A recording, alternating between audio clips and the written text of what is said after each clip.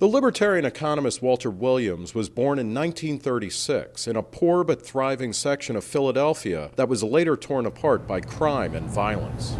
This is where we lived, the Richard Allen Project of North Philadelphia. When Williams was a small child, his father deserted his family. He was raised by his mother, who was a high school dropout, and the family spent time on welfare.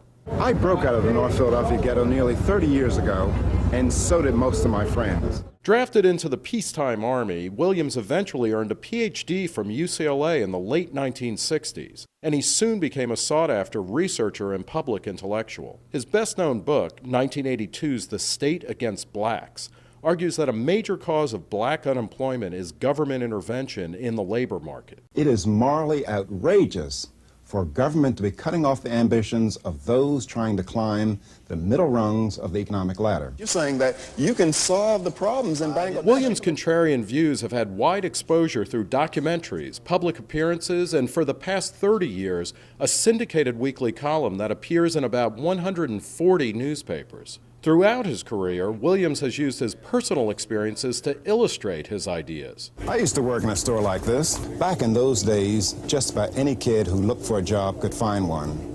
Today, in ghettos like I grew up in, 70% of black children who look for jobs cannot find them. His new book, Up from the Projects, an autobiography, is a fascinating look at his childhood, his half-century-long marriage to his recently departed wife, his unusual career path, and the genesis of his views on race, economics, and politics. Reason TV spoke with Williams, an emeritus trustee of the Reason Foundation, at his office at Virginia's George Mason University. Walter, thanks for talking to us. Thank you. You were growing up in Philadelphia. You spent time on welfare. You were raised in a single-parent household. How does where you're from show up in where you are now? Well, I'm not sure. As a youngster, I never even thought about being a college professor or a libertarian. I was always a radical, a troublemaker, a person who questioned the status quo.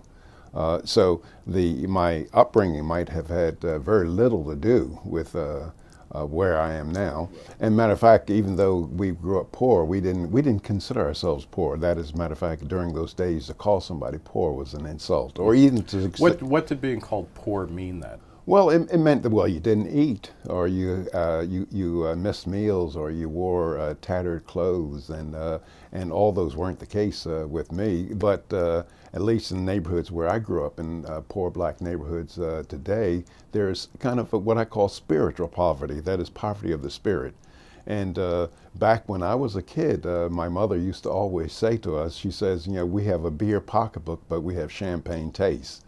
Meaning that we had high aspirations. So where does the spiritual poverty, or where does the aspirational poverty come from? Well, if you look at some of the characteristics, particularly of black people, but it applies to a large extent to everybody, back when I was coming up, that is, for a girl to have a baby out of wedlock, it was a disgrace. Today, women have babies out of wedlock, and they have baby showers. It's no longer a disgrace. And indeed, the illegitimacy rate among blacks is somewhere around 70%. And back in the 40s, it couldn't have been more than 13, 12%, something like that. Or the breakdown in the black family, only 35% of kids, black kids, live in two-parent families. And matter of fact, when we were coming up, my father deserted us when I was 3 and my sister was 2, and they ultimately got divorced in the late 40s.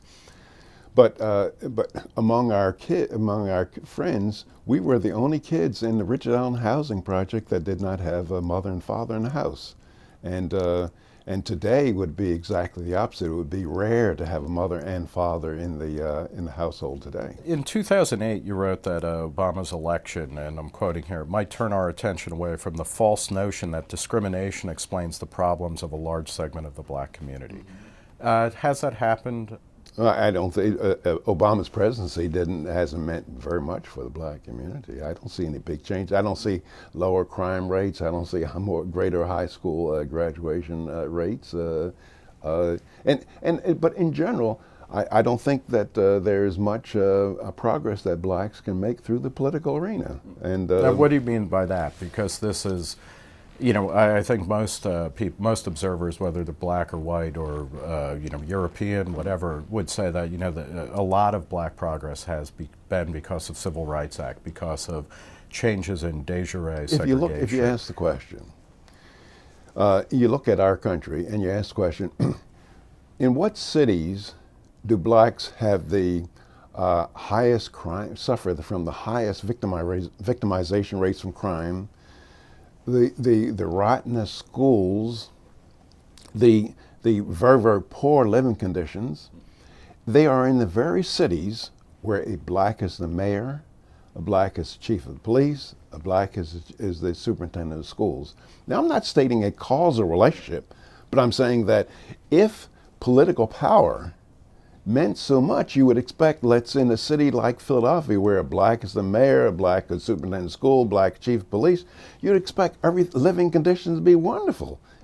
And on the other hand, if you look at the other end of another group of people, let's say Chinese and Japanese, they don't have any political power, even in the places such on the West Coast where they're the most numerous. I'm not even sure the Chinese have much political power in China. That's well, at least in the United States. Right, yeah. But however, according to statistics, Japanese or Chinese are on any measure of socioeconomic success, they're at the very top. And matter of fact, if you look in our history of our country, the Irish had the greatest political power, but they're the slowest rising of any of the white ethnic groups in our country. So I think it's false to assume that economic power depends on political power, and you can just go all around the world. My colleague Tom Sowell has done extensive work on it. You know, the Armenians in the post-Ottoman Empire, they didn't have any political power. They were discriminated against, but highest income earning people. Yeah, Jews as well throughout various subsets. Yeah, the Chinese and Southeast Asia. Yeah. If it's not political power that will help advance living standards and quality of life, how do you? I mean, it's economic power then, right? You have to develop skills and training. And one of the reasons why people make low wages is, for the most part, they have low skills. But getting hold of the political system, or even eliminating every vestige of discrimination, is not very important for economic advancement. I mean, if you look at the question, at one time there were no blacks in the professional basketball. Today, blacks are 80% of professional basketball players, 60-some% of professional football players, and it wasn't any affirmative action, it wasn't any court suits, it wasn't getting rid of discrimination. What was it? It was that these guys can just do a 360 slam dunk in your face and you can't do anything about it. It was just high skills. But it was an undoing of discrimination, right? I mean, when you think about football and basketball's color lines are less kind of celebrated than Jackie Robinson breaking into Major League Baseball, but there was a de facto law against letting blacks play. Well, the best engines of it, even in terms of baseball, it wasn't any affirmative action. It wasn't any court suits. It was the fact that there was a huge pool of high skills in the Negro, what they call the Negro leagues, that just could not be ignored. And once the Dodgers cracked it, everybody else had to go along. They just could not ignore this huge pool of black talent. Well, you would agree. And it would be the same thing if this black talent were in physics, whereas in chemistry, you just could not ignore it. What are the best ways to speed up the process by which race or ethnicity or social standing doesn't matter in fields that should be determined by merit? Well, if it's not laws. Well, personally, one of my strong values is freedom of association. And if you believe in freedom of association, you have to accept that people will associate in ways that you find offensive. And I believe people have the right to discriminate on any basis they want, so long as they're not using a government, so long as they're not using, for example, I would disagree that a library should be able to engage in racial discrimination against me because I'm a taxpayer. So a public library, but a private library? Private library. The David Duke Memorial Library, they can keep you out. I have no problem whatsoever. And see, discrimination is actually, for me, discrimination is just simply an act of choice. And we all discriminate. When as I tell people that when I was choosing a wife to marry, I didn't give every woman an equal opportunity. I discriminated against Japanese women, Italian women, women with criminal records, women that did not bathe regularly. I discriminated in all. Did you also discriminated against women who refused to return your phone calls, I assume? Well, we didn't have a telephone, but the point is that people have the right, in my opinion, to associate in any ways they want. But, however, they should not get subsidized. Now, there's a whole lot of laws on the books that subsidizes discrimination. For example, the minimum wage law that subsidizes engaging in racial discrimination. But then in the book, you also talk about when you were drafted into the Army and you ended up going to Georgia for an assignment. That was the first time that you met up with de jure segregation in the Deep South. And you mentioned going through bus stations and whatnot where there were, colored-only restrooms, black-only restrooms, restaurants, etc. What is the best and most efficacious way to break down state-sponsored discrimination? Well, you do it by the law, because I think that states should not be able to engage in discrimination, and you do it by any means that's necessary. And to get rid of state-sponsored discrimination, and including just disobeying the law. And I think that one of the things, the very fact that you do find state-sponsored discrimination is good evidence that maybe discrimination would not exist. That is, if you see a law on the books, well, the reason why that law is on the books is because not everyone would behave according to the specifications of the law. And so if you see a law saying, well, blacks have to sit in the back of the trolley car, well, you say, well, why do you need a law? If the trolley cars are privately owned, that's what they were when the discrimination started in our country. Well, private streetcar companies would not discriminate against the customers, so the people who wanted discrimination needed a law. So where does that bring you in terms of a variety of the civil rights acts that were passed in the late 50s through the mid-60s? Were those good laws? Were the civil rights acts good and necessary ways of breaking down racial discrimination? I think the Civil Rights Act was a major error. That is, during the 1960s, when we had the civil rights movement, I think all that we needed was a law that said that the Constitution of the United States applies to each and every citizen in our country, as opposed to making a Civil Rights Act as they in fact did. You mentioned in the book that both when you were hired as an economist at Temple and then again at George Mason, that you sat down with the people who were hiring you and said, hey, if you're practicing affirmative action, I don't want any part of this. Were you a beneficiary of affirmative action? And if so, how did you deal with that when you found out about it? And what was the effect of that on you? Well, I understand at Temple University I did not run into that problem, but at George Mason University, I think after I'd been here quite a while, the former chairman who hired me, he said that he got beneficial points from hiring me and Karen Vaughn, my colleague who's a woman. And later on, Karen Vaughn, who was here before I was, she told me that that if Bill Snavely was practicing affirmative action, he didn't get the right kind of black. Is it tiresome to talk about yourself as the libertarian black? I look at people. I don't see colors. I don't judge people by colors. I say that, well, gee, you're a man just like I am, and whatever you are after that. That's what my stepfather used to say. He says every man stands up to piss, and he's whatever he is after that. Do colleges still practice affirmative action for racial admissions, and should that stop? Well, I think it definitely should stop, and most colleges. Oh yes, yeah. Most colleges do. Increasingly, there are reports that affirmative action is being practiced to bring men into campuses because women tend to do better on SATs. Is that equally bad? Well, I think that if it is a private university, private universities would have the right to do, in my opinion, they have the right to do anything they want in terms of admitting students. Public universities, I think they ought to be constrained by the law that they just cannot engage in any kind of What about private schools that are so heavily subsidized either by federal research dollars, student loans? I mean, then they are in effect the government schools. Right, right. And if they're heavily subsidized, and first thing I would do, I'd get rid of the subsidizing and then let them behave any way they want to. In the book, you said that people like Jackie Robinson and Will Chamberlain had made it safe for the NBA and Major League Baseball to hire incompetent blacks such as you so that you could now pursue a career in baseball or basketball.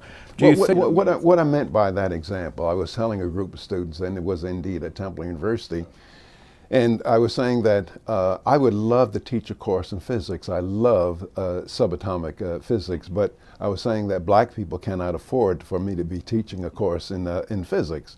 And I was saying that I was giving an example of basketball and baseball because of the excellence that of Jackie Robinson or Wilt Chamberlain and Bill Russell, that I can now go play basketball and I can mess up royally, and there's not a person in the audience can say those blacks can't play basketball.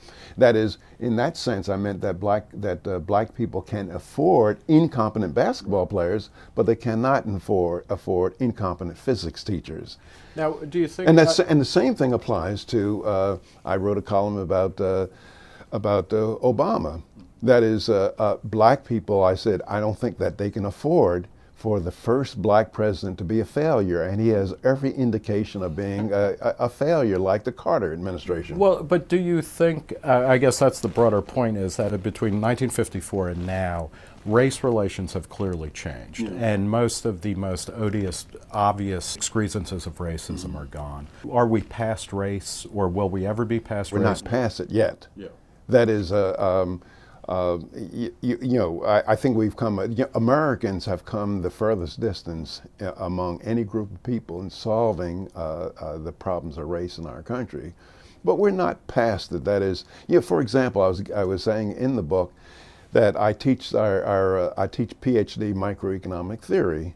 And at Temple University, I hadn't detected it at George Mason University, but at Temple University, the white students who are most of the students in the PhD program, at the beginning of the semester, they were asking me hard questions, things like this. They were really testing my credentials. Right. And so they, check and see, well, how was affirmative action higher, And then after I just calmly answered their questions, they said, well, they better learn some economics. So that in the sense that in that sense, in terms of pride of a people, I think that black people just cannot afford incompetence in most areas. Right. Still. Yeah. Let's talk a little bit about your experience in the academy. You went to UCLA in the mid to late '60s. You worked with people like James Buchanan and Armin Alshian. What was it like to be at a place like UCLA then? This was a hotbed, not simply of, it was the American dream to be in California in the 60s, but also from a libertarian point of view, this was a powerhouse department for free market ideas. Well, as I said in the book, I did not know that I was anything about UCLA when I entered there, and I didn't know that it was one of the top 10 economics departments in the country, and I was in well over my head. These are some of the top professors in economics in the world, and I benefited immensely from attending UCLA. But however, it was quite a challenge for me. How much did that form your ideology or your kind of political thought? Well, I think it awakened me in something I'd always been. I've always been a radical. I've always challenged the status quo. But however, I did come out, I supported things like minimum wage laws because I thought it was a good idea, until I ran into some professors and say, well, look, Walter, let's look at the effects of the minimum wage law as opposed to looking at the intention. They gave me material to read, and then I changed my mind. But I think that my free market ideas got polished at UCLA and being exposed to some of the greatest economists in the world. Do you think that you benefited from having a kind of roundabout route to studying economics as opposed to, being a whiz kid and, graduating high school when you're 13 and then going directly to college and a PhD? If I had gone to college right after high school, it would have been an unmitigated disaster. I was For immature. the country as well as the At least you. for me, Yeah. at least for me, I was just unprepared to make the sacrifices necessary, and I think many times that's true with many people today. That is, I'm very sure if I had to do it again, I tell my wife that it went with my daughter. She went out. She was 17 years old, and she went right into college. And the first year or so was a disaster. And I said, if we had to do it again, I would have gotten her a job at McDonald's or at a car wash for a couple of days to let a couple of years to let some maturity set in. So maybe gaining some maturity, by a year or two, outside of education, and then go to college, and then, but more importantly, pay your own way. Would you have been able to go to college? I mean, you mentioned quite often that how heavily subsidized, and particularly in the 60s and 70s, I mean, the UC system, Cal State system, very subsidized, effectively a free education. Wasn't that a good thing, though, even if it's coming from the state and even if it's being expropriated from taxpayers? No, it's not a good thing. No, it's not a good. Would you have been able to go to college otherwise? I might not have, and a lot of the incentive for my wife and I to move from Philadelphia to Los Angeles in 1961 was that no way in the world I could afford to go to Temple University. Temple University was the cheapest school in the city, and I think it was like $2,000 a year to go there. And I went to Cal State LA, and it was $125 a year. I believe it was a year there. And so I got a highly subsidized education. And I don't know whether I would have gotten an education, but still, that because I got an education, it doesn't mean that it was a good idea to rip off the California taxpayers. Well, do you think at a cost-benefit analysis, if you take yourself and everybody else who went through Cal State and the costs associated with that, and then the payback, because you certainly have paid a lot more back in taxes than the, what would it be, about $400, $500 for 4 years of Cal State at $125. But not to the California taxpayers. Okay, all right. Because when I finished ripping them off, I left.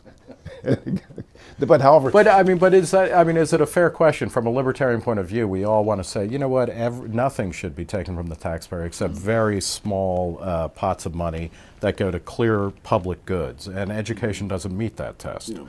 So, but then again, you're working at George Mason, you worked at Temple, these are state universities.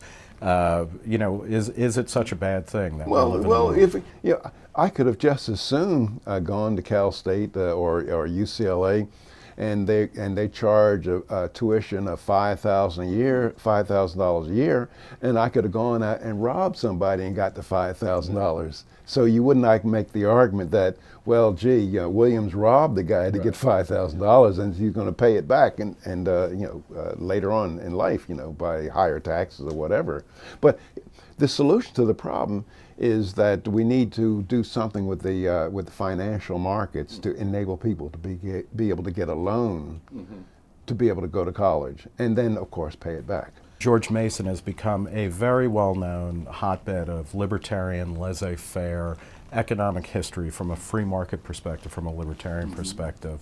How did that happen? How did you go from helping to build George Mason's academic reputation from kind of so-so to really moving it up a few notches? Well, I think all the responsibility is not mine. I share with my colleagues, but I became a chairman in 1995.